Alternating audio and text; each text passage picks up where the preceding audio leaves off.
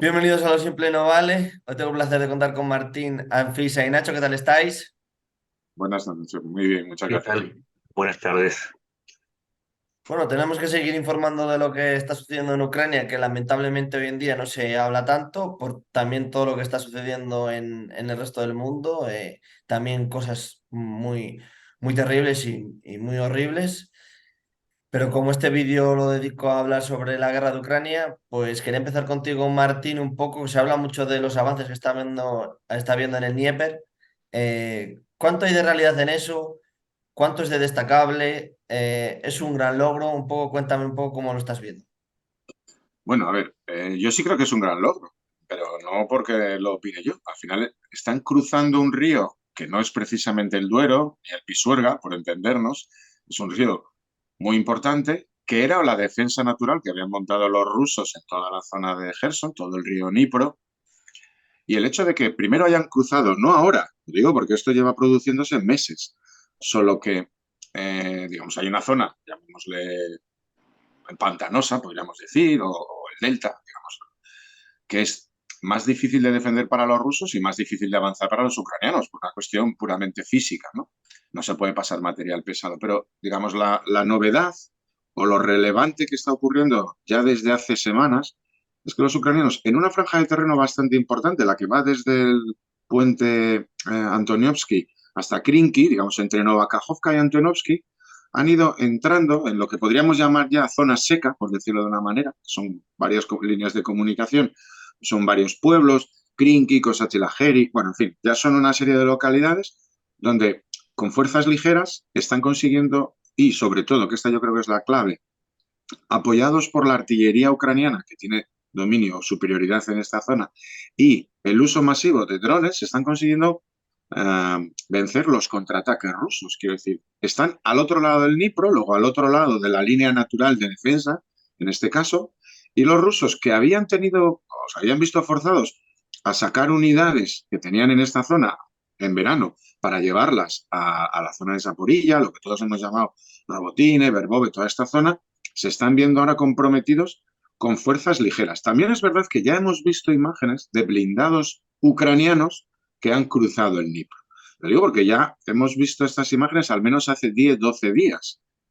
Y sin embargo no hemos visto imágenes de esos mismos vehículos destruidos. Luego nos tenemos que suponer que si los rusos no han sido capaces de destruir esas unidades, que tampoco sabemos si son una, tres o cinco, que los ucranianos han pasado, tienen ya un espacio suficiente para moverse.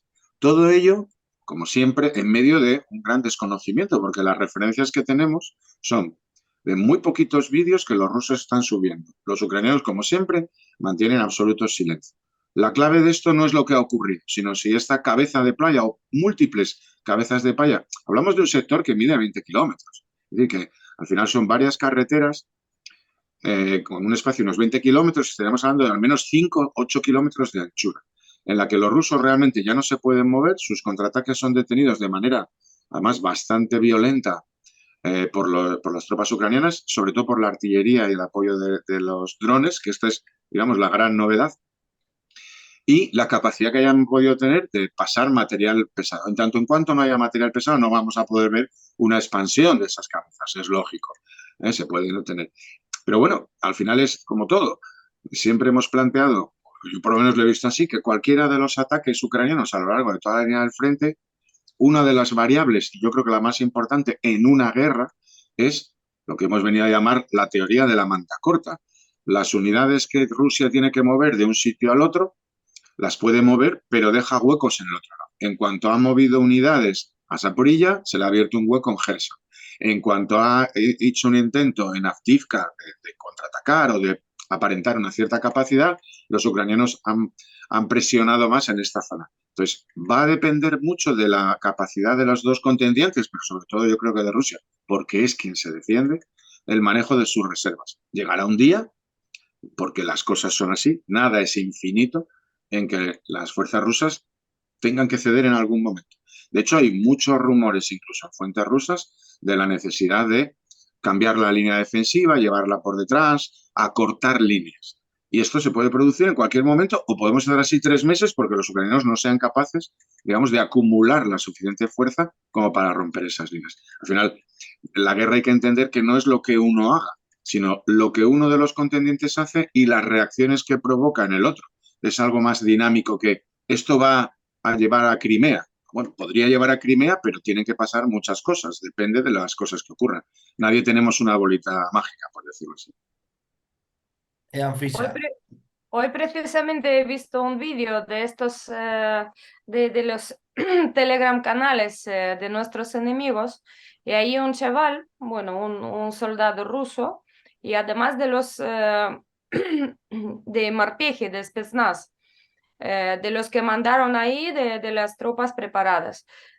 Jovencillo, pero preparado, un militar profesional. Pues decía que no tienen táctica muy bien definida. Digamos que este avance ucraniano les pilló por sorpresa y ya que nosotros llevamos la iniciativa, ellos no tienen un plan para responder a esta iniciativa, sino están como probando a ver si esto funciona, a ver si otro funciona y como siempre, ¿cómo lo están probando? Con su recurso humano. Venga, vamos a mandar 15 chavales ahí a mirar cómo va aquella carretera y aquel perímetro de la orilla del río Dnipro y tal y tal. Y dice que por cada cabeza suya los ataca 3 drones ucranianos.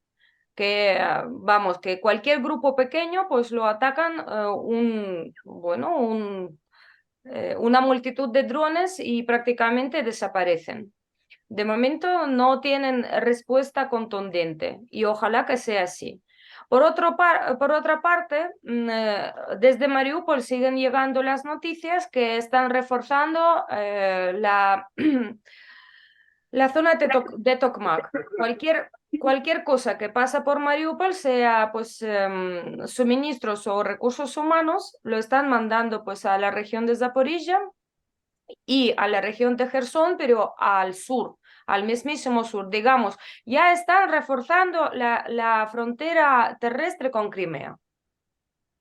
Sí, vamos a explicarles también a la gente que siguen las dos guerras paralelas, por un lado la guerra narrativa y por el otro la guerra real. En este momento todavía, y por los cambios que hubo en el Congreso de los Estados Unidos, se sigue discutiendo el paquete de ayuda que escala 106.000 millones de dólares para el 2024 de Estados Unidos para Ucrania. Y mientras tanto, ahí se depende mucho de la política interna, no depende de los logros de Ucrania en el frente. Los logros de Ucrania en el frente, en todo caso, son uno de los elementos de análisis que harán a su manera cada uno de los que vota. Algunos dirán que es suficiente, otros dirán que es insuficiente, pero no tiene que ver con lo que sucede en el frente. Pero me voy a quedar con algo que, a ver, y antes de esto, Alemania acaba de anunciar un paquete de 1.200 millones de dólares, o sea, 12 veces más grande que el paquete de 100 millones de dólares que anunció Estados Unidos. Es decir, no es como dicen, porque justamente lo que está haciendo Rusia es aprovechar esta circunstancia en particular para decir que disminuye el apoyo a Ucrania porque no llegó a Crimea y bueno, entonces hay una narrativa, esa es la batalla de la comunicación. En el frente pasa otra cosa. Y voy a algo que acabas de mencionar con los drones. La guerra cambió, la guerra es dinámica, una guerra es diferente a la otra, porque de cada guerra se van trayendo experiencias, inclusive un año de guerra, en una misma guerra, cambia todo o cambia mucho. Vamos a explicarlo para la gente de a pie que quizás no entiende los pormenores. Vos tenés, suponete, un grupo de 20 soldados enemigos a los que querés neutralizar. Entonces, normalmente lo que se hace es se manda un avión que les manda una bomba o se usa la artillería, se dispara a una batería y tirará, no sé, pongámosle 60 disparos, 180 disparos hasta que los termina. Con la cuestión de la aparición de los drones, cambia todo. Hoy necesitas quizás 3 o 4 drones para neutralizar ese grupo de soldados, disminuirlos hasta el punto de que ya no sea una amenaza. Entonces, se me hace reír porque el tema necesita más municiones Ucrania. No, no, lo que necesita es justamente afectar el esfuerzo ruso. ¿Cómo lo hace? Quizás no sea con 60 o 180 disparos, quizás sea con 20 drones o con 3 disparos de precisión. Entonces, medir las cantidades y decir, uy, no, porque hay tantos disparos por soldado, tantos disparos por día. No sé, no es la mejor medición. El mundo cambió, la guerra cambió y tenemos que estar al tanto de esos cambios, porque esos cambios a veces significan la diferencia entre la victoria y la derrota. Quería meter esta idea para entender que muchas veces seguimos juzgando a la guerra de Ucrania como si fuera Band of Brothers y se parece mucho más a veces a Terminator que a una película centrada en los 40. Pues yo creo que hay que tener en cuenta, es un conjunto, digamos, los datos que nosotros recibimos, yo creo que hay que valorarlo con un conjunto de datos que ninguno de ellos es absoluto y que muchas veces, bueno, aunque sean muy positivos o incluso confirmados, no dejan de ser un poco puntas de iceberg. Entonces, ¿los datos Claro. de disparos de artillería son importantes? Sí, pero porque marcan tendencia. Pero yo, por ejemplo, me gustó mucho, lo digo casi técnicamente, el escrito que sacó, el documento que sacó Zaluzny hace unas semanas, porque, entre otras cosas, porque lo que decía, lo dice alguien que lleva 2 años en una guerra, en una intensidad y con unos conocimientos los suyos que son muy superiores a los que tengamos cualquier otro que hayamos estado siguiendo la misma guerra. El uso de los drones, por ejemplo, ¿no? Él hacía mucha insistencia a nivel teórico, desde una perspectiva puramente técnica o militar, sobre cómo ha cambiado la guerra y la necesidad de dar soluciones diferentes a una guerra que es diferente. ¿No? Hay una frase que él señala que yo creo que es la clave de esta guerra, que no terminamos de verla desde aquí, porque nos movemos un poco por nuestras inercias culturales o de conocimientos. Decía, no, él venía a decir, esta es una guerra en la que nada se puede hacer si el enemigo te ve cuando tú te mueves o si nosotros vemos lo que hace el enemigo cuando se mueve. Lo hemos visto claramente, por ejemplo, en Avdiivka, ¿no? Esta batalla que hubo, estos movimientos que iniciaron los rusos. Pero digo que la batalla o el planteamiento de Rusia en Avdiivka era, en teoría, o desde una perspectiva estrictamente militar, correcta. Utilizar dos puntas, una al norte y otra al sur, una gran punta acorazada, moviéndose, digamos, con apoyo de aviación, con un cierto apoyo de artillería, la que habían acumulado, sobre dos extremos de una fortificación o de una zona, llamémosle fortificada, ucraniana. En teoría, habían acumulado masa de maniobra, habían acumulado un momento en el que Ucrania estaba pendiente de otras actividades, reunía todas las condiciones para ser una maniobra militar correcta y sin embargo fue desbaratada de una manera brutal por la artillería y los drones ucranianos, apenas con intervención, digamos, de lo que todos entendemos como un ejército, ¿no? La infantería en sus trincheras o los medios acorazados.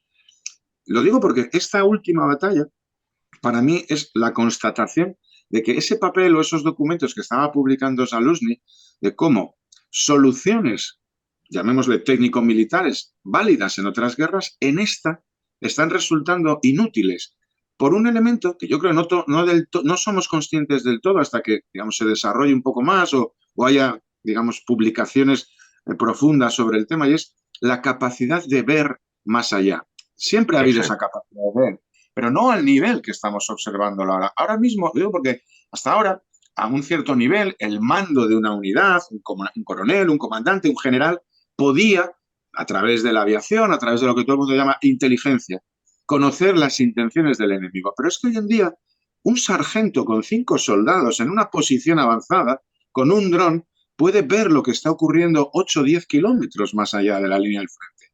Entonces, digamos, la multiplicación de los ojos, al punto que estamos llegando a ver vídeos en los cuales un dron ruso o ucraniano impacta contra otro dron ruso o ucraniano en medio del campo de batalla. Es decir, Estamos como en la Primera Guerra Mundial cuando aparecieron los biplanos.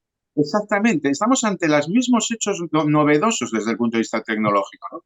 Lo que en 1914-15 eran aquellos aeroplanos que iban armados con las 2 o 3 granadas o una carabina que llevaba el observador, ahora son los drones. Esos saltos tecnológicos, lo mismo que ocurrió en el año 14-15, digamos, la unión de las ametralladoras, la aviación, las fortificaciones, creó una nueva guerra, la guerra, digamos, de las líneas de trincheras. Bien, en esta ocasión, determinados avances tecnológicos han producido una situación en la que ninguno de los dos ejércitos puede hacer lo que se supone que puede hacer cualquier ejército, que es romper la línea enemiga, lo que hemos llamado la guerra de maniobra, que suena muy bonita, pero la guerra de maniobra no es desear hacerla, sino tener la capacidad de hacerla, frente a una tecnología que la impide esencialmente. Si te ven llegar desde 10 kilómetros, no vas a poder hacer lo que harías si no te vieran hasta 1 kilómetro.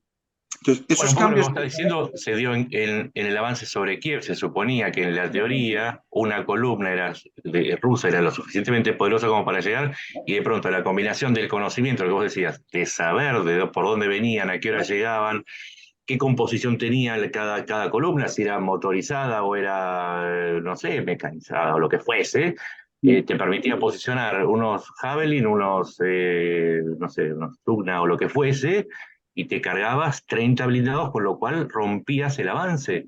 Y, o sea, no estamos hablando de algo teórico, estamos hablando, y te agrego algo, normalmente vos tenés una batería, ponele 6 morteros de 120 milímetros para batir una zona, y vos ves que un dron con una munición de 120 milímetros logra lo mismo que 60 disparos, porque se coloca justo encima, porque lo ve, y lo hace inclusive más allá del alcance de ese mortero. Entonces, con uno alcanza para hacer lo que lograban 60. Por eso insistía, tenemos que cambiar nuestra cabeza para tratar de explicar y entender lo que Saluni decía: nuevas guerras, nuevos desafíos, nuevas respuestas.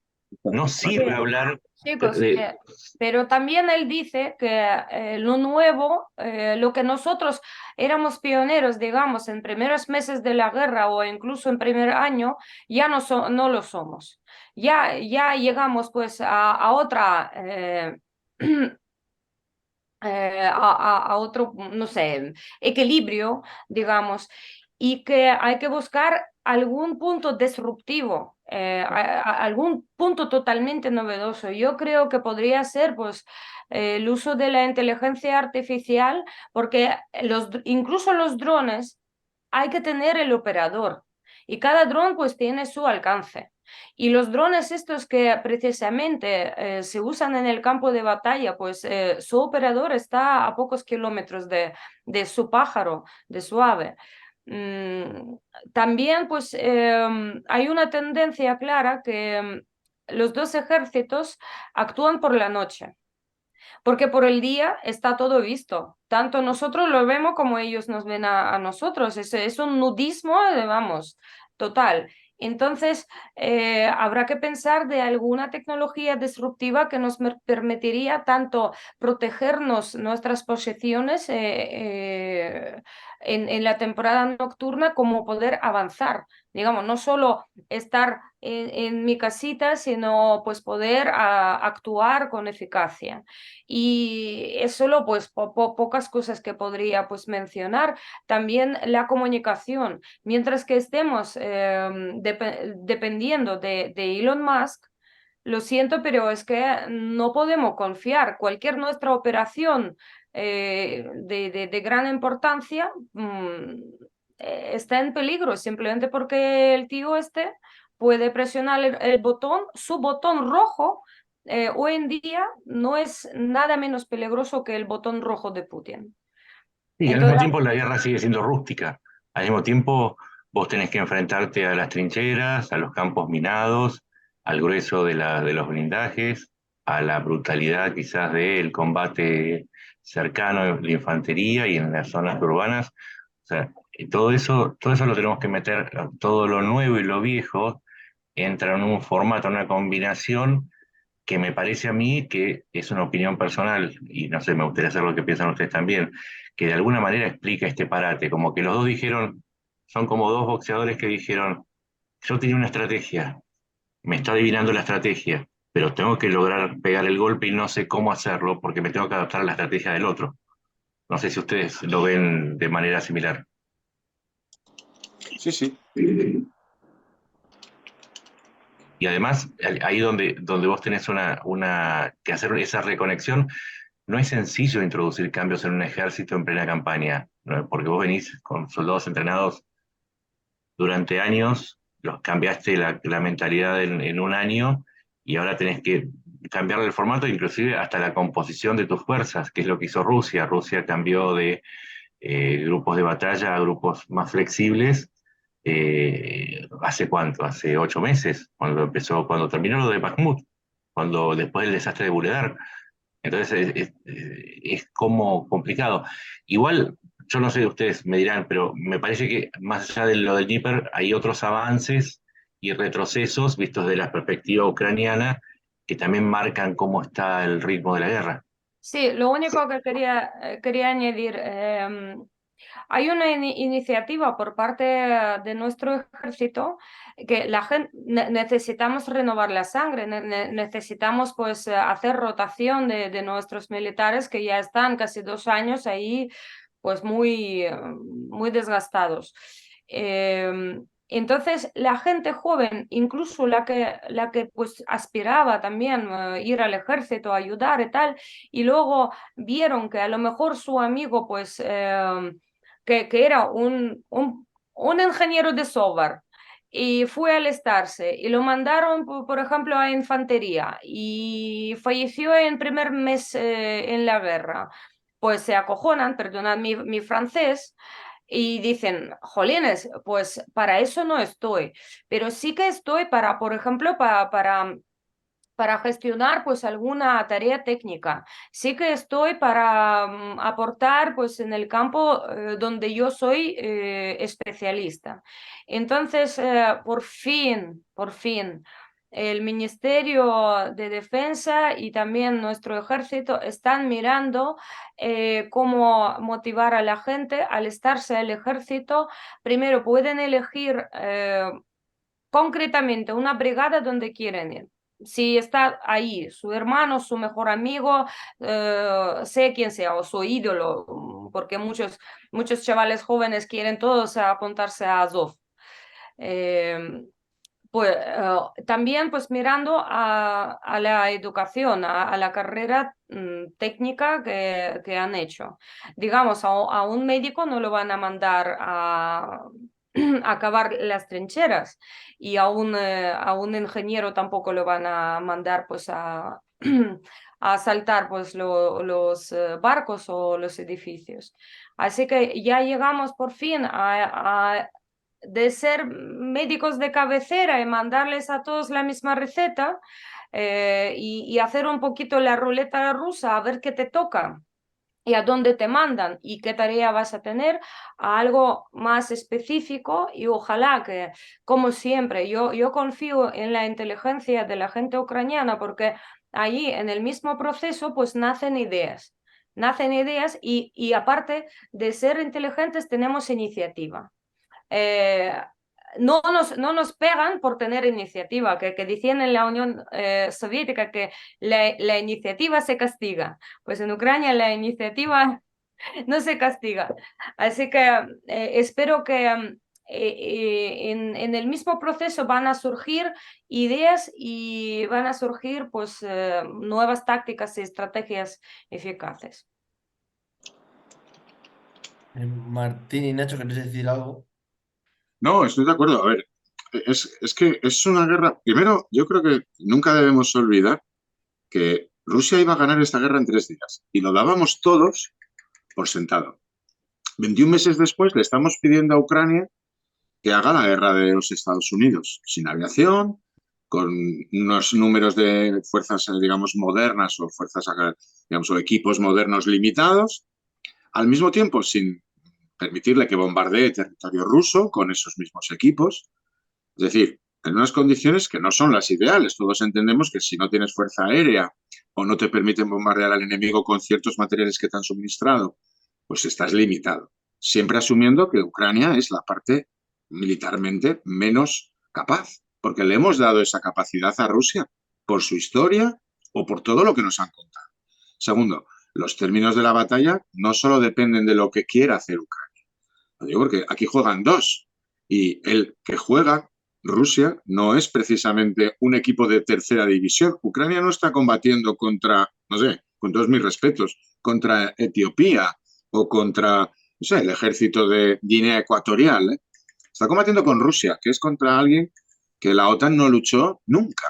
Lo está haciendo con los suministros. Y dentro de un contexto tecnológico y militar que es el que es. Soluciones que podían haber funcionado en otras guerras, en esta no. ¿Por qué? porque como bien decía antes Anfisa, incluso elementos que había introducido Ucrania que le daban cierta ventaja durante un cierto periodo de tiempo de la guerra, Rusia tiene la capacidad de aprenderlos. Lógico, es decir, esto es un toma y daca. La guerra siempre es un elemento de interacción, acción-reacción, acción-reacción. Lo que necesita Ucrania es romper esa dinámica en un punto o en un momento, sin olvidar todo lo que ha sufrido Rusia, que esa es otra parte que no queremos ver. Lo digo claramente, es decir, el hecho de que no haya avances territorialmente significativos no significa que no haya un proceso de degradación de los ejércitos. Es decir, hemos visto datos y son un elemento que nunca debemos olvidar, como Ucrania cuando ha atacado ha tenido un número de pérdidas, alrededor de 450 unidades militares o equipos, llamémoslo así, mientras que el que defendía había tenido más pérdidas. Sin embargo, cuando Rusia ha atacado a Avdiivka, ha tenido del orden de 250 a 270 unidades militares, blindados, tanques, poco el conjunto, por 19 de Ucrania. Es decir, al final, el resultado de esos dos elementos es que si sumamos las pérdidas, uno de ellos ha perdido infinitamente más que el otro. Sobre todo, hay que valorar cómo los pierde, ¿no? Si es al ataque o es en la defensa. Lo digo porque las ratios, esta que se hizo tan famoso en Bakhmut, siguen siendo válidas como referencia, no como dato matemático. Entonces, si vemos cómo actúa uno y cómo actúa otro, vemos que los resultados son distintos, aunque geográficamente, lo digo porque hay gente que insiste en medirlo todo en kilómetros. Los kilómetros son importantes, pero no son lo único importante. Por poner muchos ejemplos, hubo meses enteros en los que en muchas guerras no se movió nada, incluso en guerras modernas, lo digo porque incluso en las operaciones de Estados Unidos, las más exitosas de la historia, las dos guerras del Golfo, hubo semanas enteras en las que ningún soldado americano se movió un solo metro, pero fueron las semanas en las que se dedicaron, a través de su fuerza aérea, porque ellos sí la tienen, a destruir el ejército. Eso no significa que las fuerzas americanas no avanzaran, estaban dedicadas a otra misión.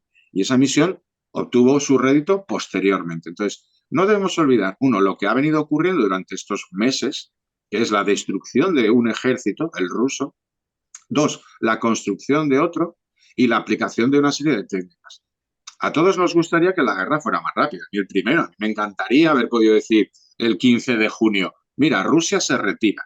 Pero Rusia ha decidido como estrategia, Rusia o Putin, por decirlo de otra manera, que es capaz de sacrificar lo que haga falta con tal de aguantar en el terreno en búsqueda, porque yo creo que esa es la clave de su estrategia, en búsqueda de un acuerdo diplomático que le permita salir con una cierta ventaja de esta guerra. Sabe que la guerra no la va a ganar, pero busca no perderla militarmente, a través, bueno, de la estrategia de propaganda, diplomacia, flojera de los aliados de Ucrania. Y en esa estrategia, aguantar, llamémoslo así, agarrado a cualquier punto del frente es imprescindible, porque si ahora mismo Rusia retrocediera en algún lugar 50, 100 kilómetros, obviamente estaría reconociendo su vulnerabilidad y lo que trata ante todo. Entonces, en esa estrategia es capaz de sacrificar cientos o miles de hombres y material equivalente para aguantar como sea. Mientras que Ucrania no se puede permitir ese lujo, no está dispuesta a sacrificar 5.000 soldados en Avdiivka solo por aparentar un avance, porque no está dispuesta a sacrificar sus propios ciudadanos. Hablamos de dos mentalidades completamente diferentes de afrontar una guerra en toda la complejidad. Y yo creo que en ese contexto es como hay que abordarlo correctamente, ¿no?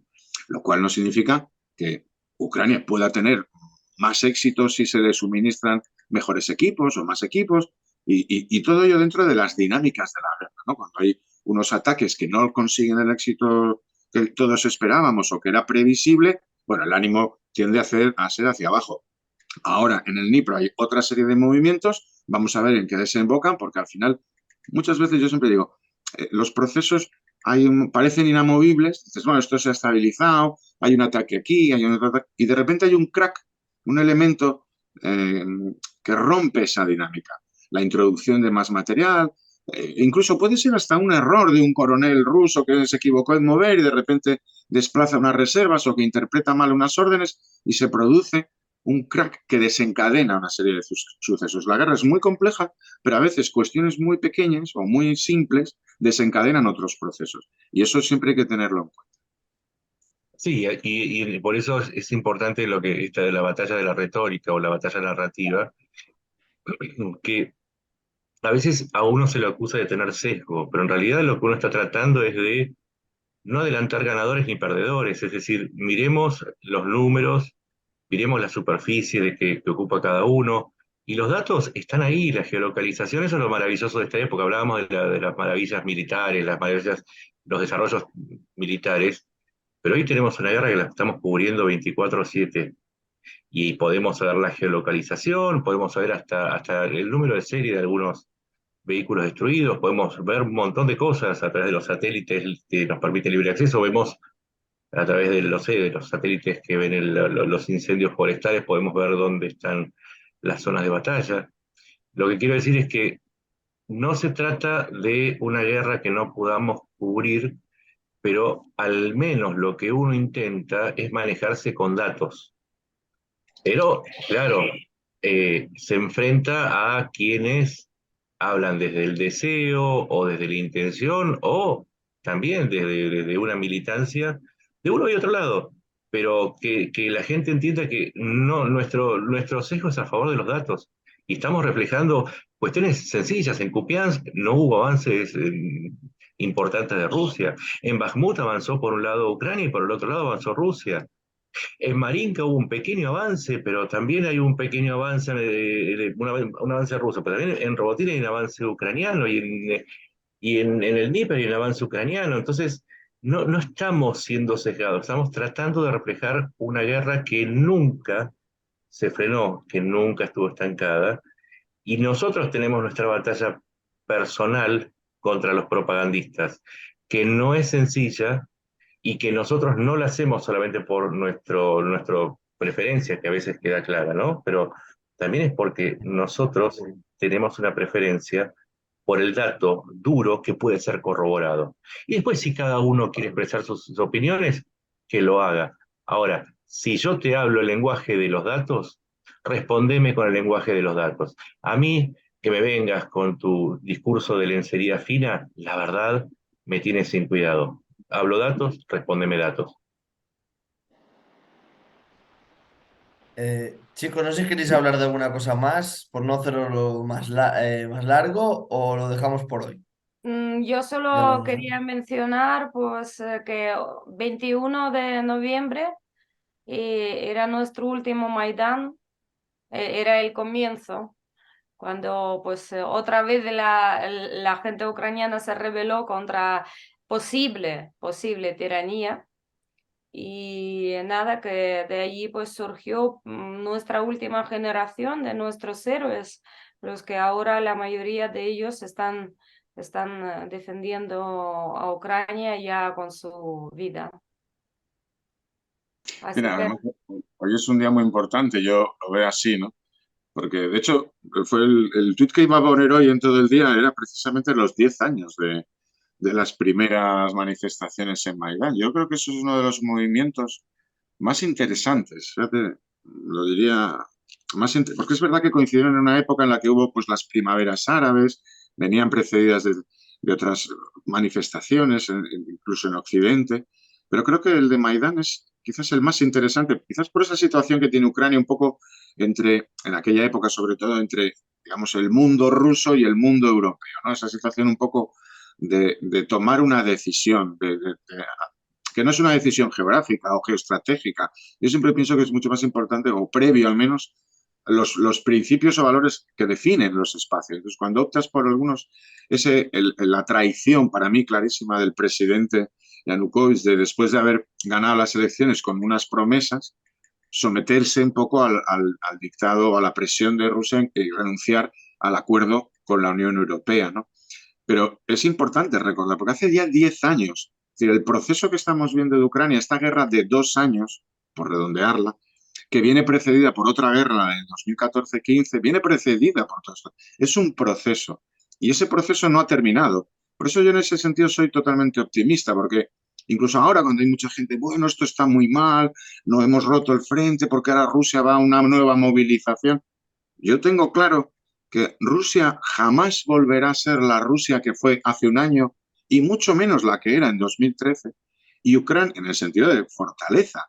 Y al mismo tiempo Ucrania siempre va a ser mucho más fuerte que lo que era hace 10 años. Hace 10 años eran unos cientos de ciudadanos ucranianos con unas banderas que se fueron a una plaza a protestar contra su gobierno.